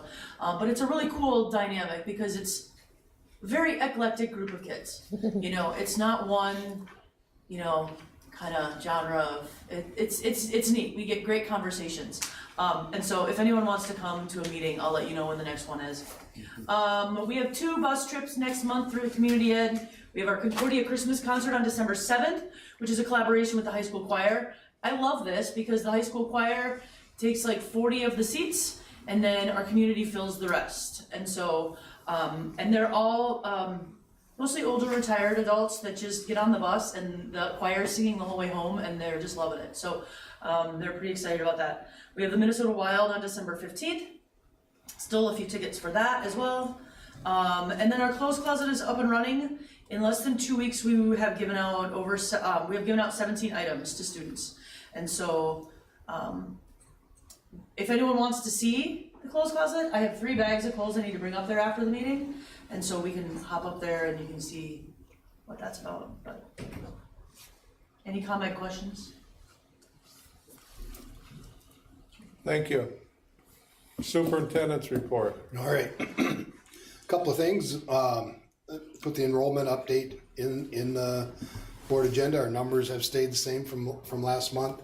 As I shared with the board in the write-up, there was some concern about PSEO. That's a growing trend. I sat with superintendents today at the MRAA and around the table. Everybody's seeing those numbers on PSEO going up, and there's various reasons for that. And it's, one of the challenges I have is it's our higher academic students typically that are doing that are going, and we're kind of getting pulled out of our regular classes. So, you know, I won't quote his name, but one of the superintendents said what's happening is our knucklehead juniors don't have good role models to look at in the senior class, because they're not in the classes, or they're doing elsewhere, you know, and that's one area I didn't even think that, you know, of that aspect. So that is something. that? Not saying. Oh, okay. Another superintendent. Where from? Yeah, Which ISD? I would have been one of those knuckleheads, so I use that term caringly. Yeah, so and that's as far as, but our enrollment numbers, we stayed same from last month to this month. So do you think, Dan, that those PSEO numbers, are they rising? Perhaps it's gifted students that are gifted and talented students that are moving out into PSEO? No, I don't know. I wouldn't say that has an issue with it. Again, around this table, when we were talking about it today, was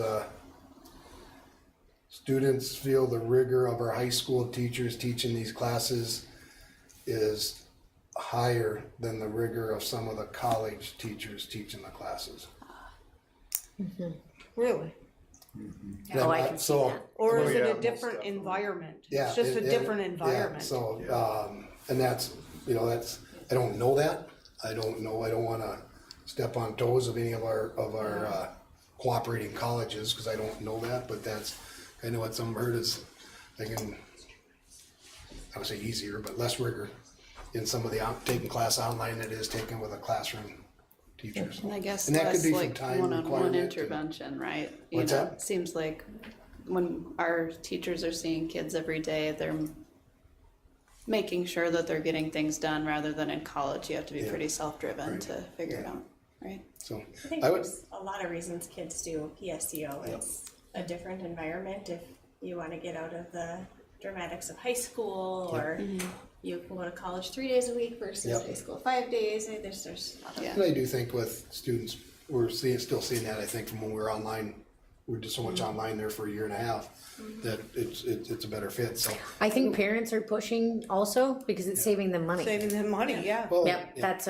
I'd say Their child can graduate from high school and get a high school diploma and an associate's degree all at the same time. And I guess my reason for sharing that, when those are all good points, but it's not just a Aiken thing, I guess. No. Sometimes we It's get a into statewide thing. we get into our bubble, and then we're thinking, why is this happening to us? And then you get out and realize it's not just us, that other districts are seeing it too. So, but yeah, you're right. There's a whole bunch of different reasons, but that's some of it. So, school board. It's good to met with our college and schools program. It's not necessary. Right. Yep. Because the number of credits they can get in-house here with I think that's in-person instructor is a huge benefit. But I think it depends on why they are going PSEO. If they're wanting to get out of the high school and get into the college atmosphere, then they. And we've done, I think of over the years, how used to be if you're PSEO or you're doing an online class, you weren't in the school that hour. Well, looking back at that, I don't know how much sense that made, because then the kids got to find a place to go for an hour.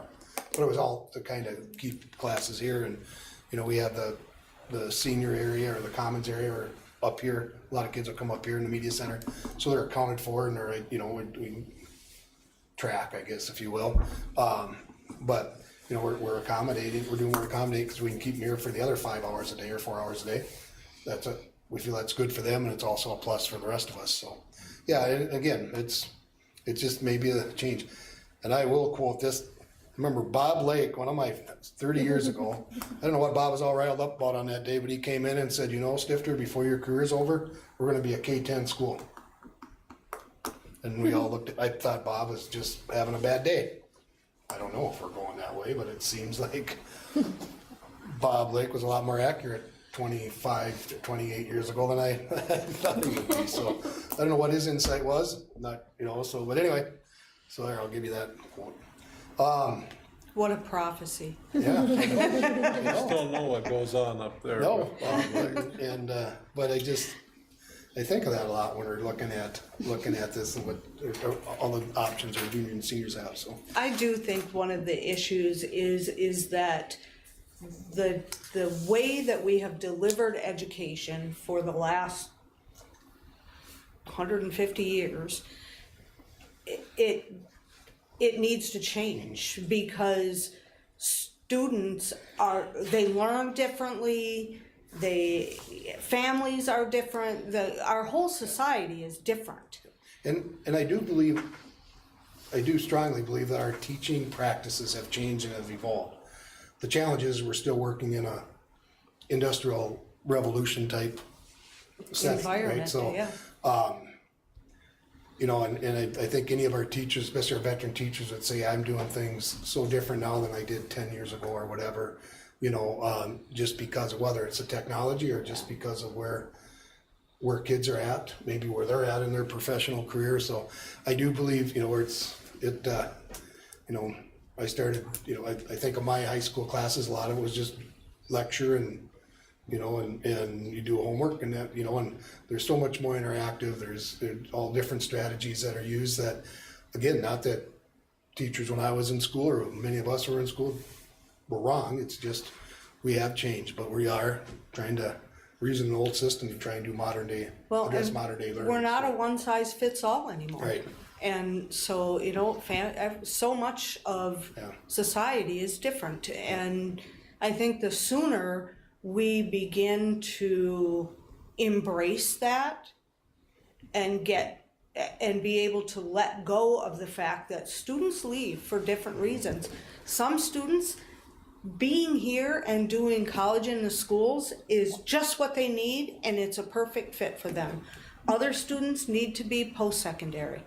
It just, for whatever, each of those situations is going to dictate. Students no longer need to receive a high school diploma in the traditional way. And so, whether we like it or not, that's just the way it is. And I will say, we have great staff here. I don't think it's a reflection on the work of the staff. I think it's more of a reflection of the changes in society. All right, school board self-evaluation I have on the agenda. That's something we got, we can do that again as part of our follow-up to our strategic planning process. There's no additional cost to do that. I guess all I need to do is let Gail Gilman at MSBA know if we are interested in doing that. And it's a survey and it's a number of, I don't know, I suppose maybe an hour. I can't remember. I've done a couple of them, but Isn't this the follow-up one? Didn't we do ourselves and now we'd be getting, so we do can another kind of year later compare? so we can compare and we might have done it. We did it just before we started the strategic planning process. So, and then we can make some comparisons and then she would either do one of two things if we do it, either she'd provide a written report anyway, or she would present, probably virtually, kind of go through it and talk about things she noticed. But I guess first of all, I just need to know if the board's interested in doing that again and I'll let her know to get set up. I think we should do it because I think the last time a lot of us didn't have We were relative things, new. they weren't relative to us in answering, so we either answered for the previous people or we just didn't answer them, so. So it's a no-cost thing? Yeah. At this point, yeah. I don't see why it would hurt them. What's that? I don't see why we wouldn't do it. Okay. I don't know, I'd like everybody else's opinion, Don. I think we need to do it. Yep. Do you need a motion from us? I don't think so, being it's just a matter of, I'll let Cassie, her know. cool? Cool. Jen? Yep. Cool? Sorry. All right. All right. Couple other things that aren't on there I want to chat about. Robotics, I know Lisa mentioned it. Jason Hankey's has agreed to kind of take that on and we're just not getting kids to sign up for it. I think he said he had 3 students sign up that expressed interest beyond saying, yeah, I want to be in robotics. He's going to use one of his flex time I think Flex Time this week, he's trying to get the word out again to try and get kids to come to Flex Time and check it out so he can give out more information, but we can't really do a robotics team with just 3, maybe 4 kids. And good or bad is, Jason wrote 2 grants. We got the NASA grant through First Robotics. He did get that. And then the St. Cloud Tech School, he found out on Thursday, that he also, we would receive that one if we ran a program. He was gonna check if we don't, can we just roll it over to next year, or do we have to reapply? Has he showed the kids Robot Wars? I think you could get a lot of them to sign up if they saw Robot Wars. The challenge he runs into, they gotta do some of the building times will be after school, and kids are busy, It is such a fun club, though. Yeah, so we're running out of time this year, but I think I don't think that means it's not going to happen in the future. I'm just not sure we'll be able to get enough together to make it go this year, because right after Christmas they got to come out of the gates running, and there's some stuff that has to be done prior to that. So Is it 9 through 12 or 7 through 12? I think at competition level, or to go to meets, if I remember right, it's 9 through 12, but they can't have 7 through 12 kids doing the building and doing a part of that. So, just a heads up, it may not be happening this year, but we'll keep plugging away, seeing if we, like you said, we're gonna give it this next week, and we'll see where it goes. So,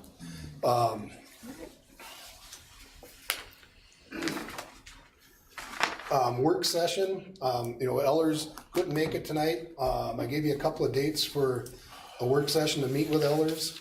What are the dates again? November 21 was one of the dates, but that's a band concert night. Well, that's like in a day, isn't it? That's, 2 days, so. But how about next Monday, the 25th? That works for me. Next Monday? We got one yay. I think that works. I think it'll work. I can get there at some point. Might be a little late, but okay. Be there. That'd be 6 o'clock? Well, we're gonna keep it or move it to 6:30 if that's where I'll be in the building, but I'll just be taking pictures in the gym. Oh. But I can come up just when I'm done. I was gonna say, there's a junior high basketball game that night. Okay, I didn't pull So junior. if I it looked was at 6:30. 6:30? Yeah. Does that work for everybody? I pulled varsity events. I didn't look at. So we do a 6:30 work session on Monday, a week from the night, and I'll let Ellers know. All right, I have that down. Monday the 25th. Does that work for you? As of right now. Okay. Good change. What better to come along than a work session? Next week is, that's Thanksgiving week. Yep. So don't need to work All right. that. And then a couple of, and again, they mentioned it, the Veterans Day program, and we saw with what the student council showed, the Hall of Heroes. That was pretty impressive. The things they did, and the veterans coming through and getting their donut and juice, and the choir, fifth grade choir, coming out and singing. The 6th graders come out and recite the poem "The Flanders Field." Great, and then they come over and nice program here at the high school. We do the Quilts of Valor, and so the elementary to Andy and the music department and all the teachers involved. Nice job with doing that. It's great getting our veterans in, and then Lisa in the music department and everybody else involved at the high school. I think that really is a positive thing, and the veterans they're so appreciative, and they show up. They show up for our games, but they show up for this too because they appreciate being acknowledged by the students and staff. So the band, our Mr. Meeks and the jazz band performed at the MREA conference last night as part of the social. The jazz band was up on the stage, and they a lot of great. I thought sounded great. A lot of compliments from other people at the event. But how nice it was, and how good they were, and how appreciative they were that they were there. So, it was really a good thing. I haven't had a chance to talk to Taylor yet, but his girlfriend, fiance was there. girlfriend, I shouldn't put that out there, but she was there, so I'm not sure, but I did get a chance to talk to her, and she said he was really nervous, and at that point they were playing. I think in the facility was a little bigger than he was expecting, and was worried about if they'd be whatever. And they really sounded good, so it was a good reflection of the school, and people were really complimentary of it. At the conference, Andy was asked to step in and be a part of a part of one of the sessions with another person through till 360, right?